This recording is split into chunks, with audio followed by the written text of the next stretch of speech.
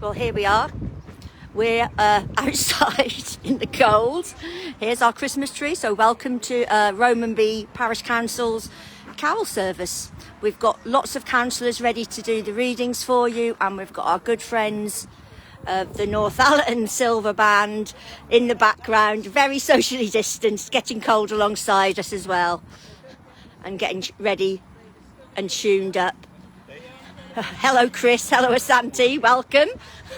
And here we have our parish councillors getting ready to do the do. So I'll just go on a little wander. As you can see, we've got our beacon out as well for the occasion. Hopefully, if it gets really cold, we'll have to socially distance just around that to keep warm. And of course, our parish council Christmas tree. So hello Janice, hello Sandra, welcome and joining us. And Sue and Andy. I'm getting quite good with this technology lark now. As you can see, we have councillors on their spots. And if you're joining us from one of our 3 primary schools, welcome to you all. We hope you've got your programmes and you're all ready to sing. We will be starting at about 3 o'clock, so I will just be quiet and let you see what's going on around the Memorial Garden.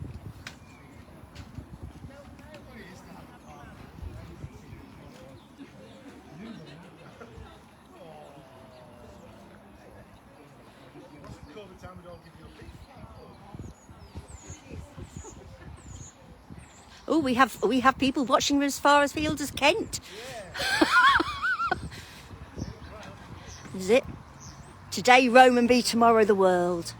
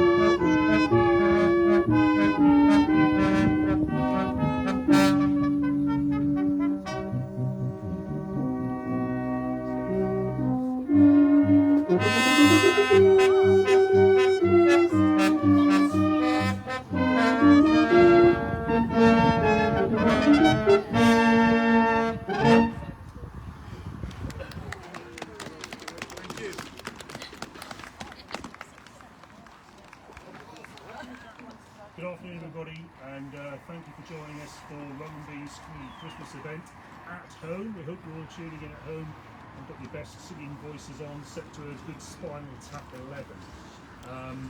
Thank you very much for joining us. We're very grateful to our friends from the Northallerton Silver Band.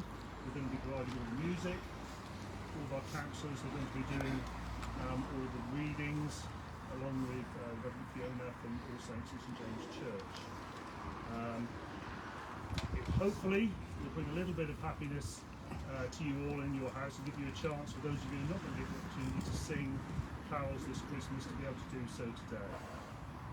We thought we'd light our beacon as a beacon of hope for 2021 and just leave it burning throughout the service as a nice gesture. And remember, please, hopefully you've all got a programme that we delivered to all the houses, and thank you to all our fantastic volunteers who pushed those around and through the letterboxes in the last 2 or 3 days.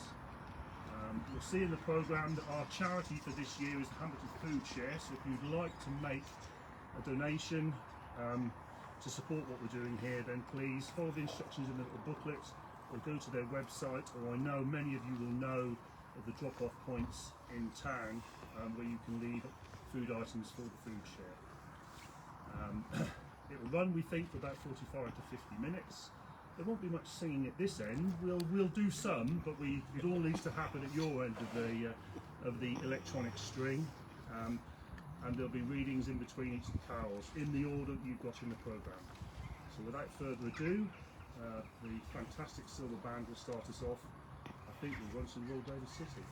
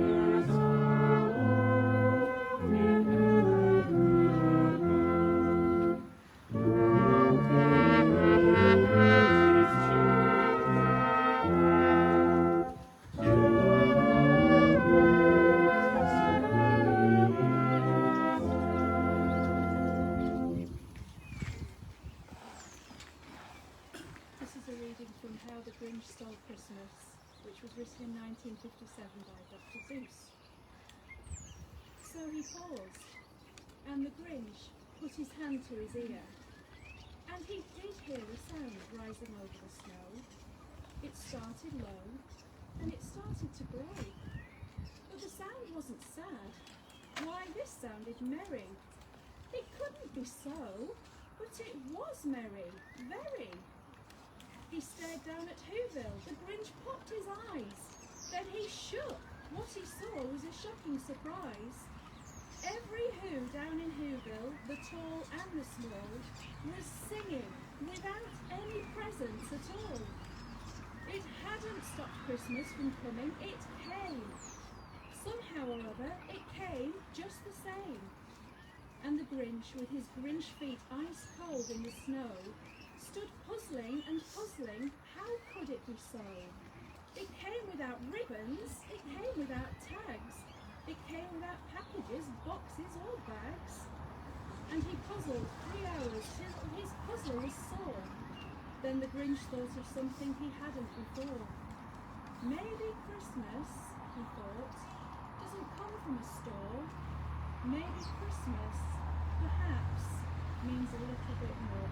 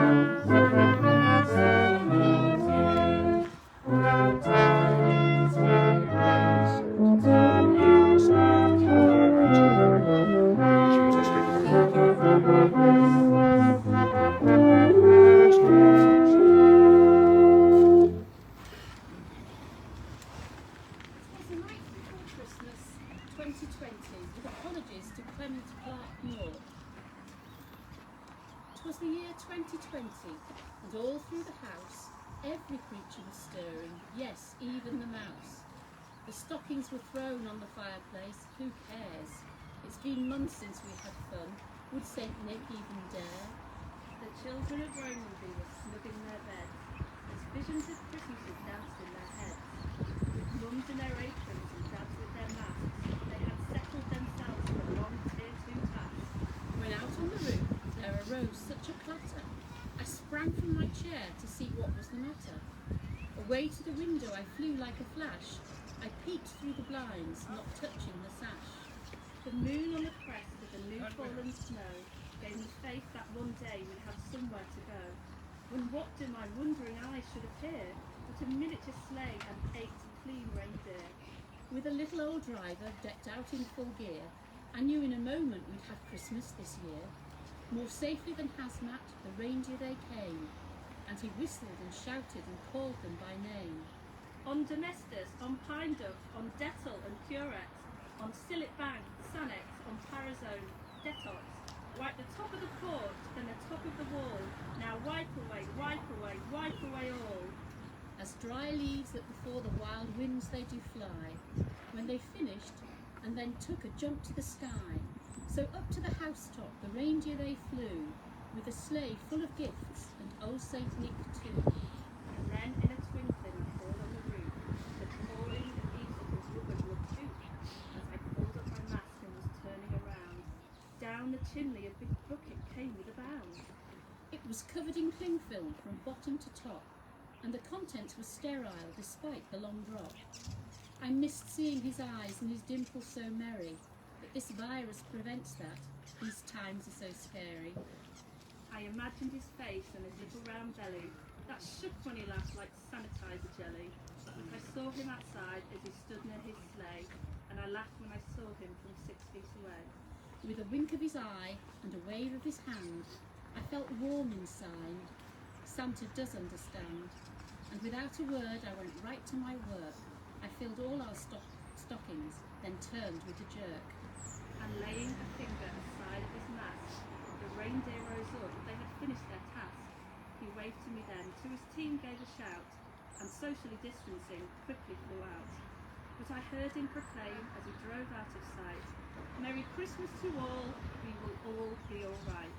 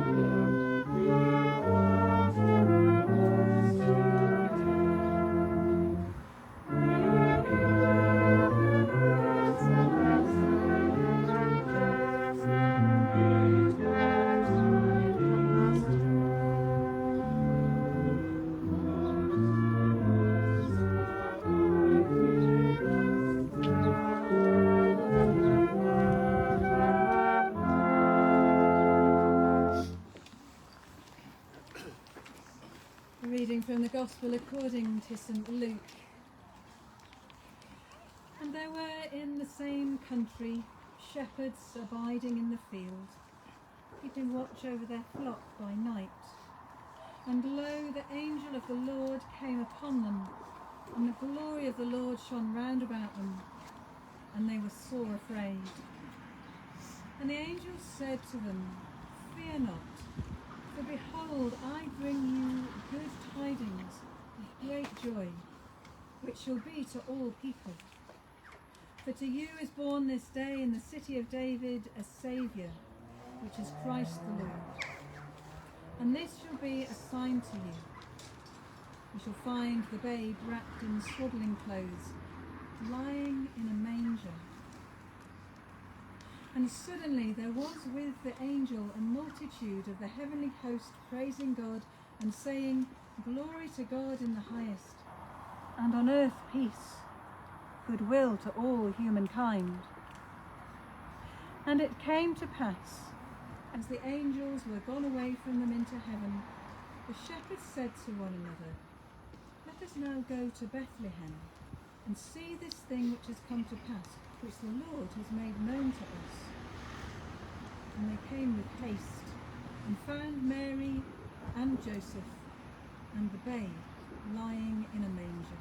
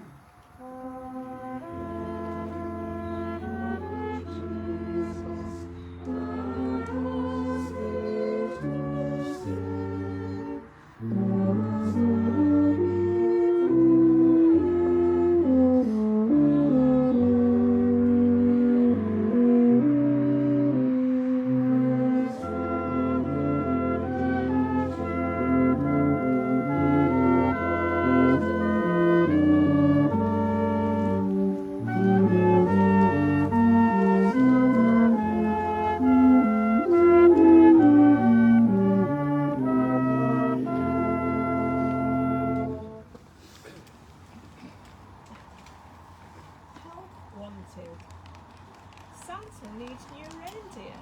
The first bunch has grown old. Dasher has arthritis. Comet hates the cold. Prancer's sick of staring at Dancer's big behind. Cupid married Blitzen, and Donder lost his mind. Dancer's mad at Vixen for stepping on his toes. Vixen's being thrown out. She laughed at Rudolph's nose. If you are a reindeer, we hope you will apply. There's just one tricky part, you know. You must know how to fly.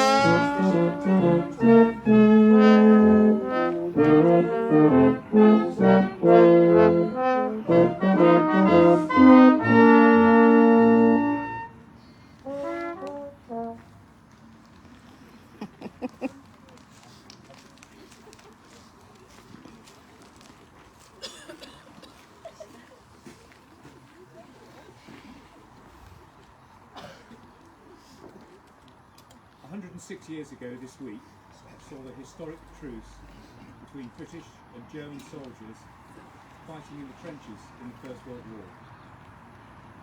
Christmas Day 1914 saw a break in the fighting between Allied forces and German soldiers on the Western Front.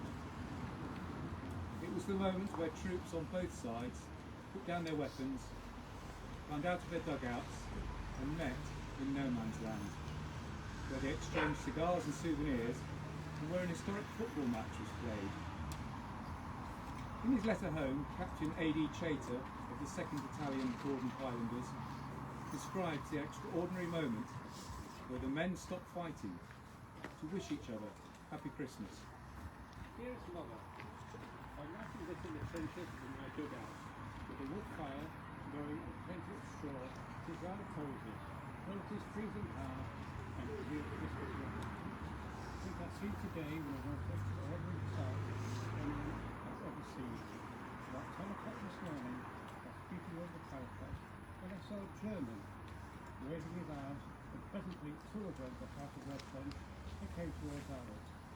We were just going to fire on them when we saw they had no rifles, so one of our men went to meet them, and in about 2 minutes the ground between the two lines of trenches was swarming with men and officers of both sides, shaking hands and wishing each other a happy Christmas.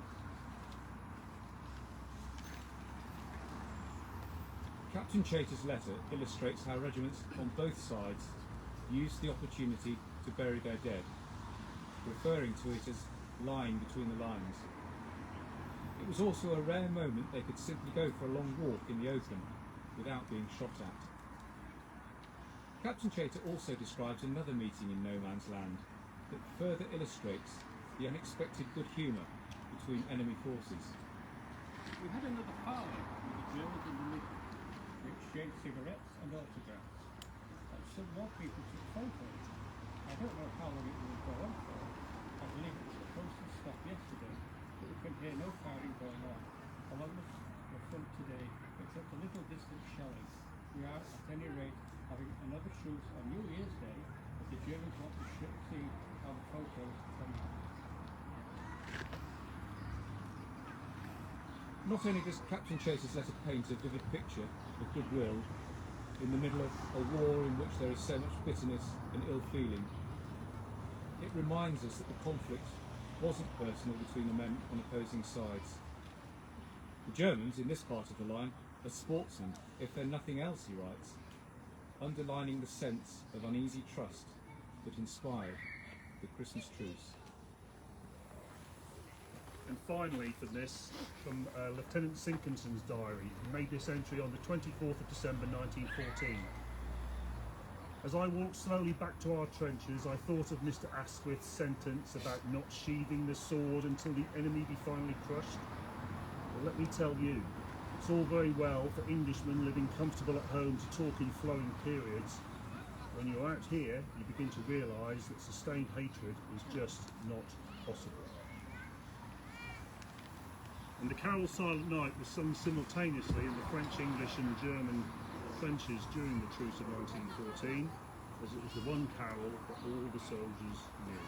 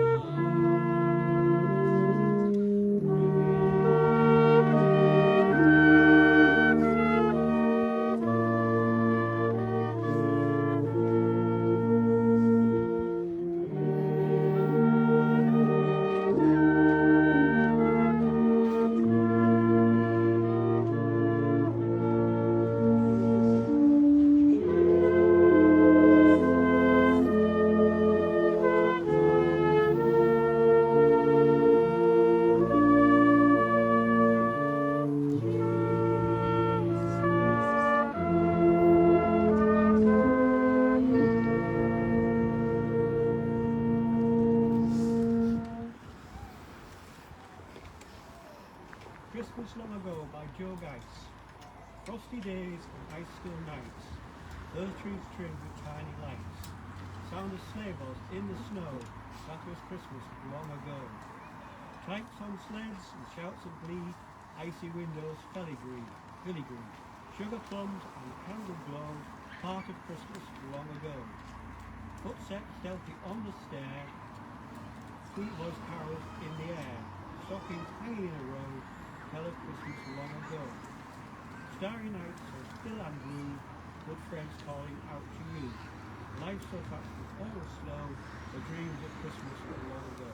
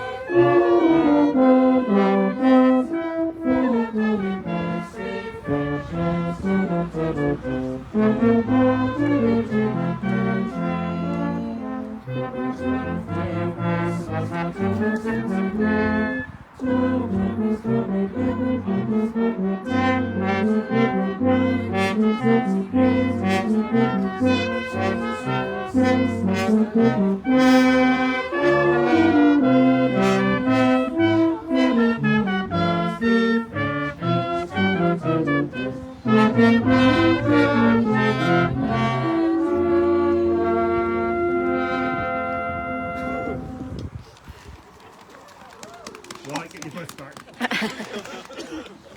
Right, this is an excerpt from The Wind and the Willows, written in 1903 by Kenneth Graham. Rattian Mole. The rapid nightfall of mid-December had quite beset the little village as they approached it on soft feet over a first thin fall of powdery snow.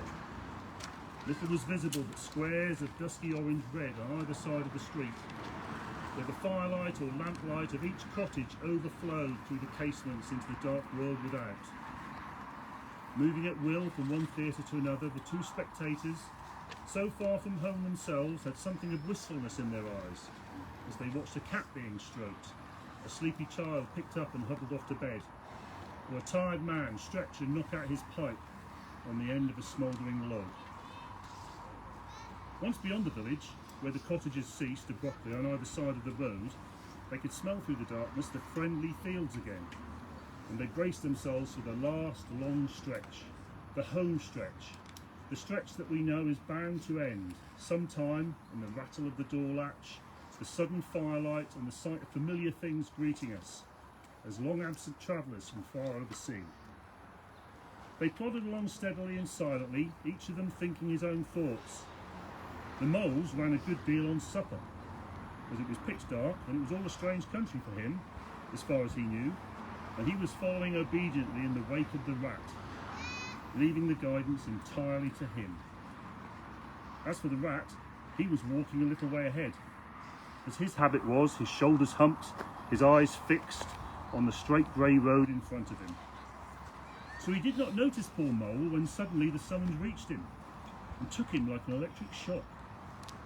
He stopped dead in his tracks, his nose searching hither and thither in its efforts to recapture the fine filament, the telegraphic currents that had so strongly moved him.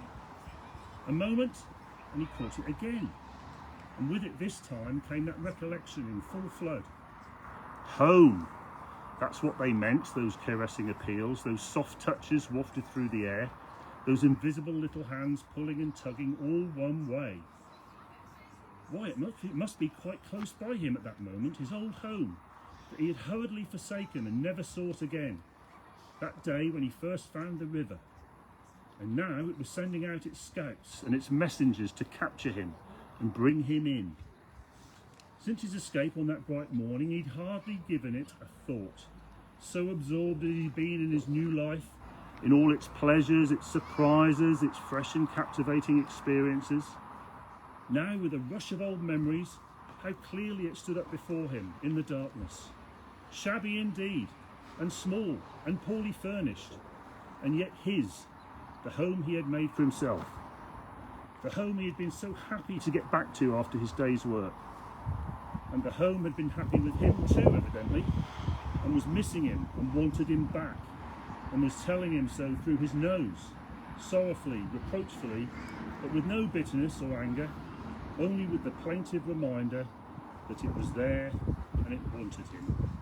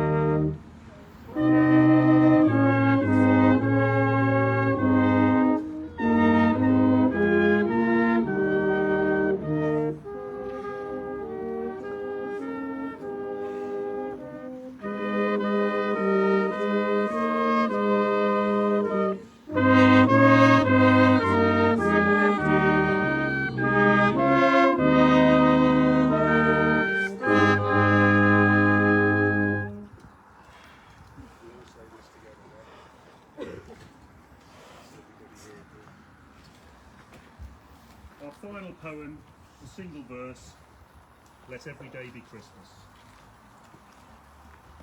Christmas is forever, not for just one day. A loving, sharing, giving, and not to put away in some box upon a shelf. The good you do for others is good you do yourself.